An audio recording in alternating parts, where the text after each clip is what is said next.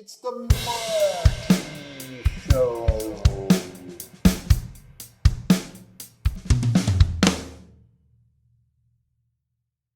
Hello, and welcome to the Marty Show. I'm your host, Johnny. The 70s were a weird time for comics. Ghost Rider certainly was a product of that time. Stuntmen were popular, and so were supernatural stories, and by merging both, Ghost Rider was born. The first series lasted for about a decade, from 72 to 83, as our hero Johnny Blaze was fighting off a curse, having been bonded with the demon Zarathos.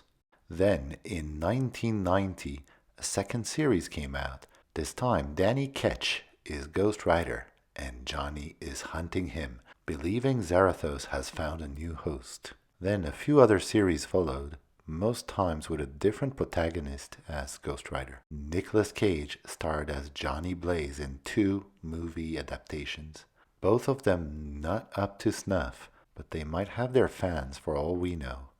And the character also appeared on the TV show Agents of S.H.I.E.L.D., but that's not what we are here to talk about today. Today we're going to have a look at Ghost Rider number 15, published by Marvel Comics in 1991. This is a very famous cover, and you will understand why as I demonstrate what it does.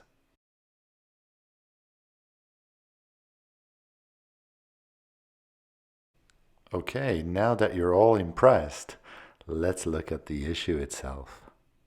So I first bought this issue at a local mom and pop convenience store back in 1991. For some reason, that store didn't carry many comics, but maybe the owner liked Ghost Rider because they started carrying it a few issues before this one came out.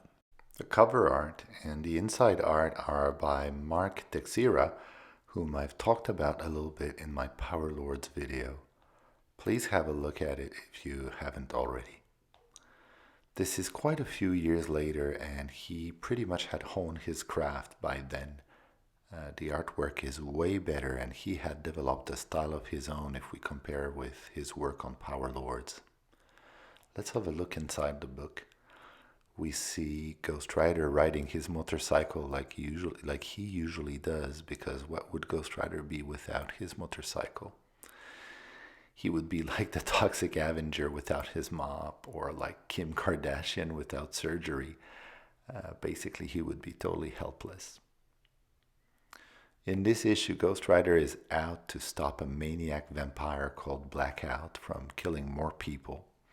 And that's pretty much all you need to know about this particular issue. It's not a bad one, but it's a bit by the book, I would say.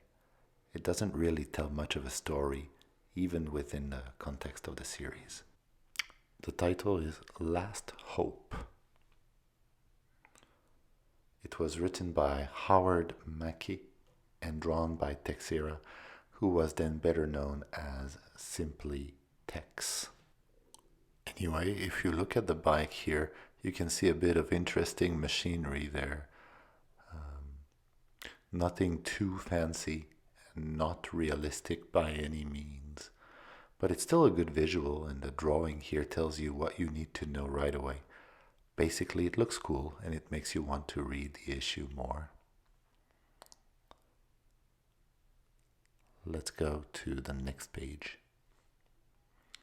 As soon as the police sees him, they start shooting. Freeze! He's trying to get away and they shoot at him. Look at the cool flame tracks here. And then he hits a fire hydrant and falls on the ground. Nice little rat in the corner up there. I don't know if you can see it right up there. He turns back into this incarnation of Ghost Rider, Danny Ketch.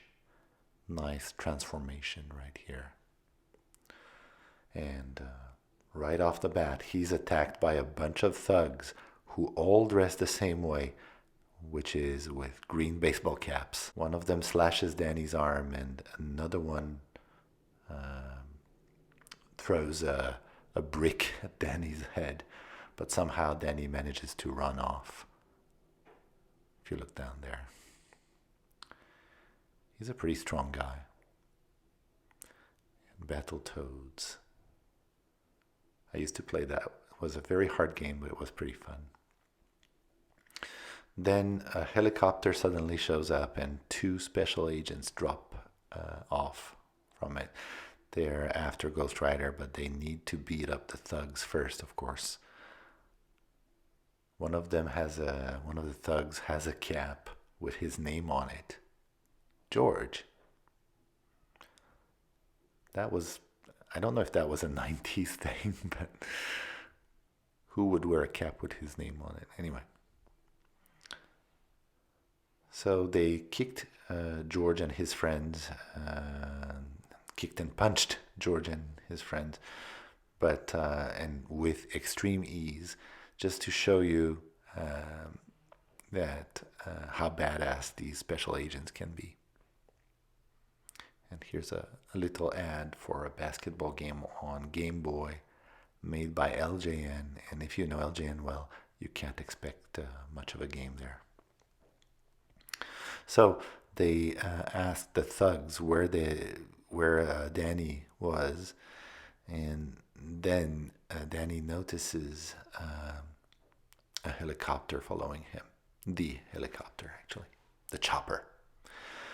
Not only is it following him, but there's also Johnny Blaze, known as the original Ghost Rider, who is really pissed off at Zarathos, the demon that possessed him when he was Ghost Rider, and he thinks Danny is possessed by it too. He doesn't know that Danny is actually in pretty much full control of Ghost Rider. Now he's all middle-aged and grizzled. He doesn't want to mess around. And there's some bad guys there from the evil organization, that wants to capture Ghost Rider. They want him alive, but I'm not too sure what they really want. My memory's pretty fuzzy about that plot point. And we see the helicopter at the bottom here. Anyway, there's a bit of exposition. We move on to a park, or near a park, and these two women come face to face with Blackout, the vampire maniac. And they scream, "No!" Danny is sitting near a tree not too far from there, and he hears them scream. What are the chances, right? And Johnny Blaze also comes face to face with the police. But yeah, here you can see the ladies there, and Blackout's jumping at them. But yeah, Johnny Blaze is also escaping from the police, and he's handling the situation way better than Ghost Rider.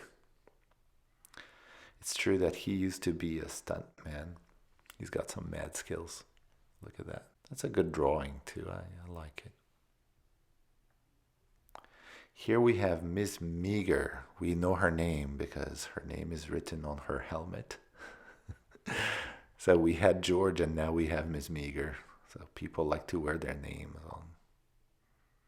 basically on their foreheads. She's on the chopper, and she's heading where everyone is somehow heading. Then we have the evil henchmen from the evil organization, and they come face to face with the two special agents who dropped off the chopper earlier on. And then all hell breaks loose. Ghost Rider's bike magically comes back and breaks through a wall, while Johnny Blaze is, "Oh, what the hell is happening?" And it's heading where Danny and Blackout are, but in the meantime, Danny is face down in the grass while Blackout keeps nagging him and blaming him for ruining his good looks in a previous issue. The mom is like, "What have you done to my daughter?" But Blackout slaps her, and pretty hard, and she flies off panel if you look up there. And then Blackout puts his finger on Danny's wound, which is much smaller than it first seemed when the thugs did that.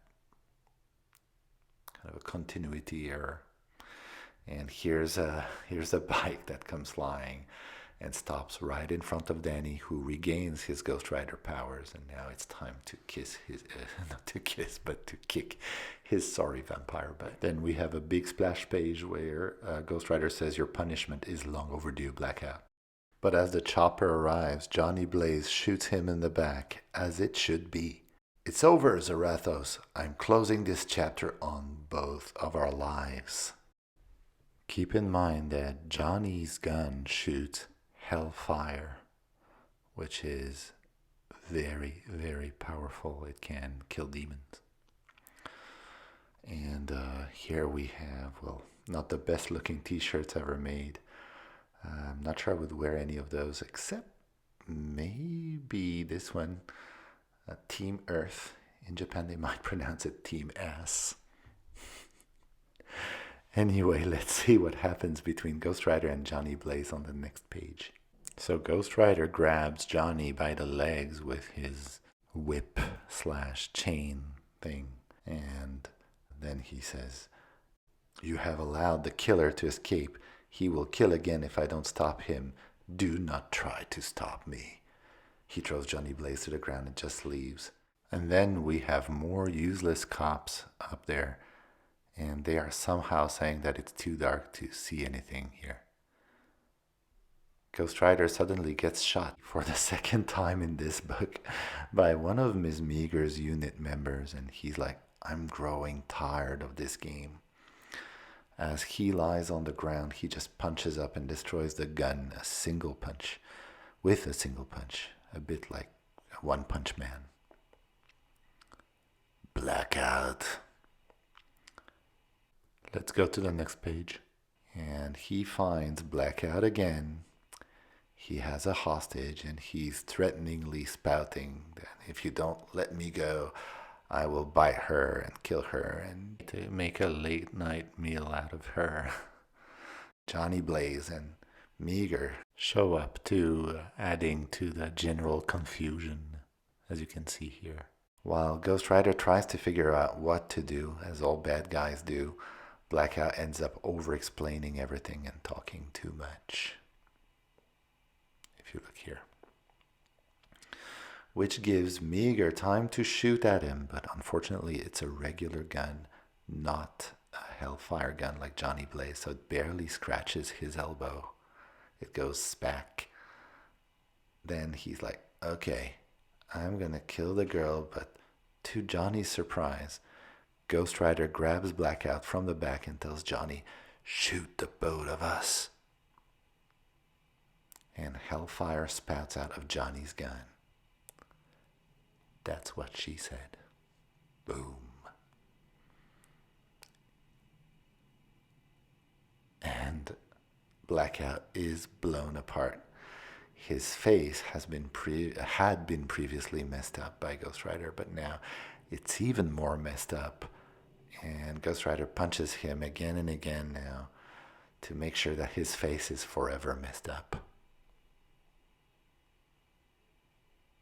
What an ugly face right here. A face that only a mom could love. Alright, well, we've reached the final page. Here Johnny confronts Ghost Rider.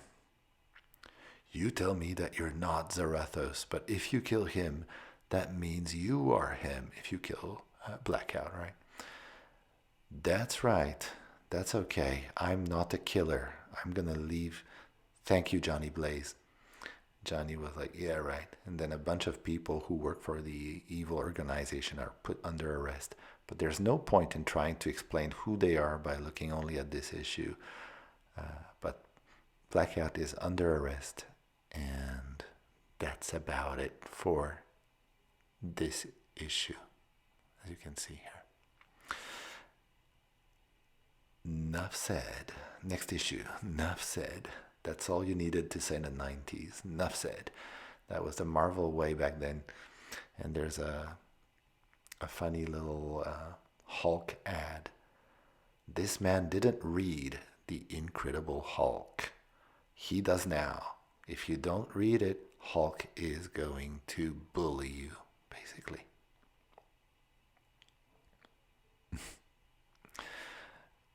And I remember this subscription page because I was collecting a lot of Marvel comics back then, and it seemed to appear in them for a while, or maybe That was just my most intense collecting period.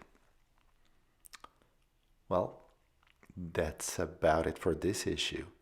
Normally, I would talk about the ads a bit more, but for some reason, the ads in this issue weren't all that interesting. Oh well.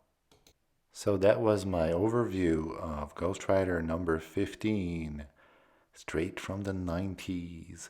I hope you enjoyed it. Thank you very much for your time, and I'll see you again soon. Thanks for watching the Show.